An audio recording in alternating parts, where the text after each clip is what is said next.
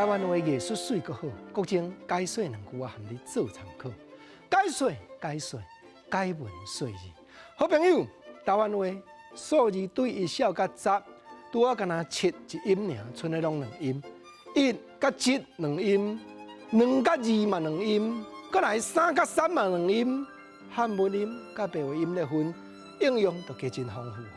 咱捌招好朋友开讲，讲若3有迄个俗语，讲3个钟嘛有一个哭，讲照3顿拍，这拢白话音的3。啊，若汉文音咧，汉文音3有俗语无？头一句，咱来讲一句古早的俗语，可将对台语大词典去并着的，讲将3解5，这吼莫讲俗语啦，咱讲故事互你参考。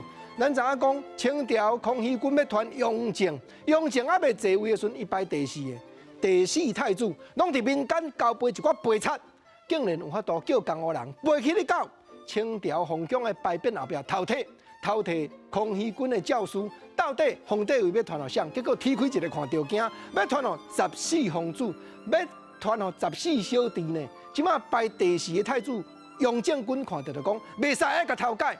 14、7、10要改简单，改做吴3画迄个吴，传位吴4皇子，意思讲传到第4个就对啦。这个故事当然是民间流传，不过咱就知影偷改文书。那台湾话你爱讲将3解5，啊看嘛知3要解5，2画尔。所以这句话吼，咱会当民间加减来甲流传。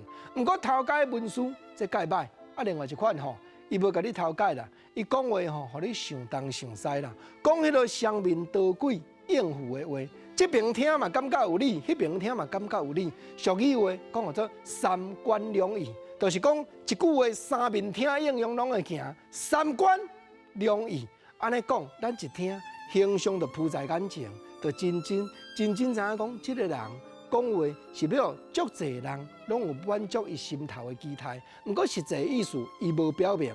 亲像即马流行话讲做双关语，安尼就对啊。搁来第3句，国情来讲，讲叠算盘的人咧讲的话，啥物话？讲做3啊31。当然啦，叠算盘才会好讲，不过社会上咧应用即句话，毋是讲算盘的代志哦。咧讲啥？咧讲恁淡仔3啊31，淡仔斗空，淡仔强无要甲害，淡仔激头空，恁吼拄啊斗做一忝，安尼叫做3啊31。所以台湾话咧应用有分汉文音、白话音，敢若数字安尼算落来，咱就发觉讲应用用途确实加真丰富。